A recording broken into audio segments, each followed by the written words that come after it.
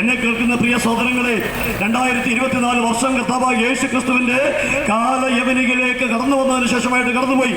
ഇനി 2025 എന്നുള്ളതാണ് പുതിയ വർഷത്തിലേക്ക് നാം കടന്നു വന്നിരിക്കുകയാണ്.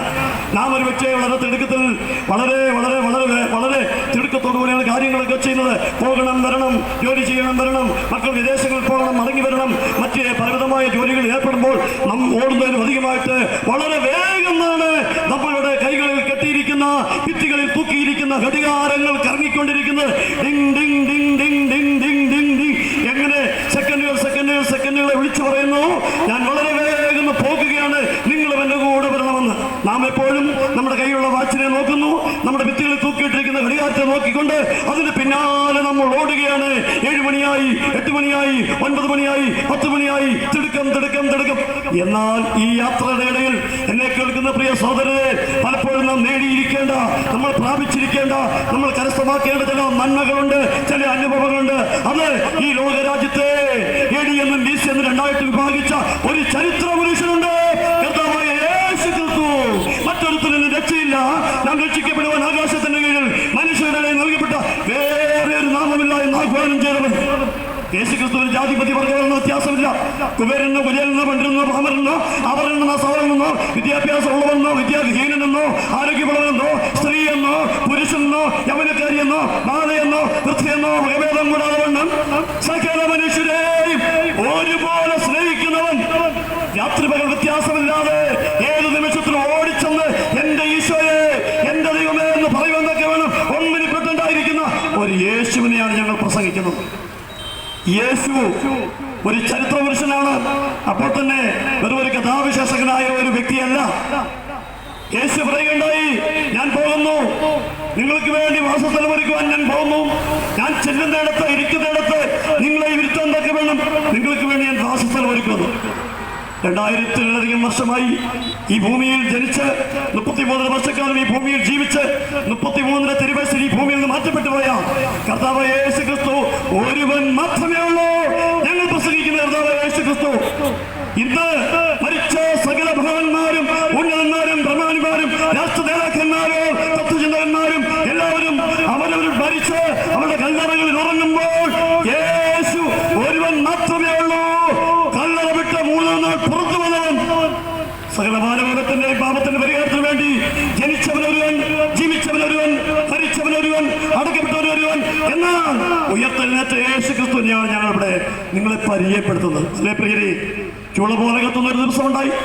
എനിക്ക് പിന്നെ ഓരോ സംസാരിച്ചതാണ് PD രാജൻ സാർ പറയുകയുണ്ടായി.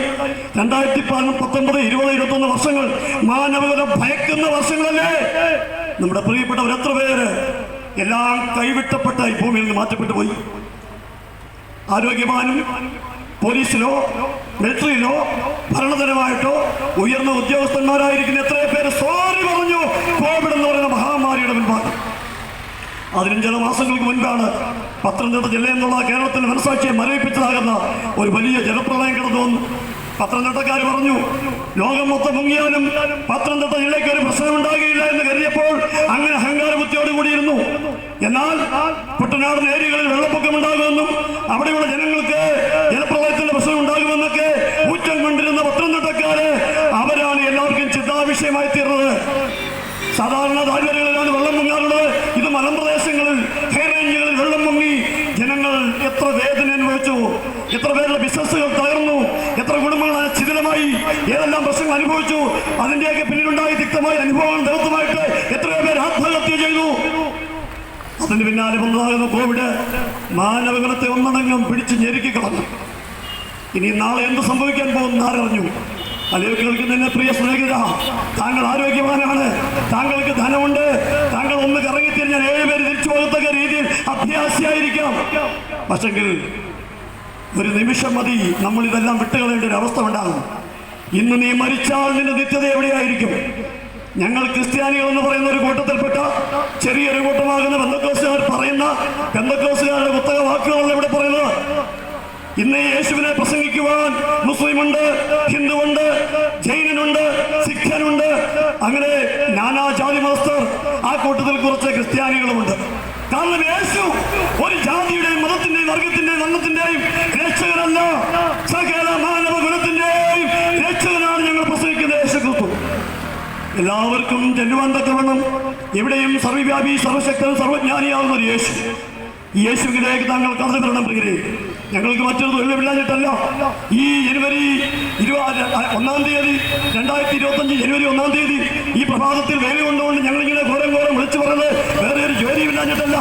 ഞങ്ങൾക്ക് നല്ല നല്ല ജോലി ചെയ്യുന്നവരും പലവിധമായ മേഖലകളിൽ അധ്വാനിച്ച് ജീവിക്കുന്നവരുമൊക്കെയാണെന്നാലും ഈ ജോലി തിരക്കുകളുടെ ഇടയിലും ഞങ്ങൾക്കൊരു നിർബന്ധം കിടക്കുന്നു. ഞങ്ങൾ അനുഭവിക്കുന്ന നിത്യരക്ഷയെക്കുറിച്ചുള്ള ബോധം, ഞങ്ങൾ അനുഭവിക്കുന്ന സമാധാനം, സന്തോഷം, ഇത് വിളിച്ചറിയിക്കുക എന്നുള്ള ഞങ്ങളിൽ കർത്തവ്യമായിരിക്കുന്ന ഒരു അനുഭവമാണ്. അതുകൊണ്ട് ചൂള പോലെ കത്തുന്ന ഒരു ദീർഘദിവസം ഉണ്ടാകും. സകല അഹങ്കാര്യം താളുകളിലാകുന്ന ഒരു സമയമുണ്ടാകും. അപ്പോഴത്തേക്ക് ഒരുങ്ങിക്കൊള്ളുക. ഇത് നിന്റെ പ്രാണൻ ശരീരം വിട്ടുപോയാൽ നിത്യത എവിടെയായിരിക്കും? നിത്യമായ സ്വർഗത്തിലെത്തുക എന്നുള്ളത് ദൈവത്തിന്റെ പദ്ധതിയാണ്. അവിടെ എല്ലാ പ്രിയപ്പെട്ടവരെയും ഞങ്ങൾ ആയതിനു വേണ്ടി ഞങ്ങൾ വളരെ വിനയപൂർവ്വം ഞങ്ങൾ സ്വാഗതം ചെയ്യുകയാണ്, ക്ഷണിക്കുകയാണ്. എല്ലാവരെയും ദൈവം അനുഗ്രഹിക്കട്ടെ. മലശ്ശേരി പ്രത്യേകിച്ച് കഴിഞ്ഞ നാളുകളായിട്ട് വലിയ വേദന അനുഭവിച്ച ഒരു പ്രദേശമാണ് മലശ്ശേരി ഈ ഏരിയ. എന്നാൽ പ്രത്യാശ കൈവിടാതെ വണ്ണം, സമാധാനം നഷ്ടപ്പെടാതെ വണ്ണം, പിന്നെയും പ്രതീക്ഷയോടുകൂടി യേശു ക്രിസ്തുവിലേക്ക് കടന്നു വരാം. ഈ തെലുങ്ക് സന്ദേശത്തിലൂടെ ഞങ്ങളുടെ ഉപസംഹരിക്കുന്നു. ദൈവം ഇവരെ സഹായിക്കട്ടെ. ദൈവത്തിന് സ്തോത്രം.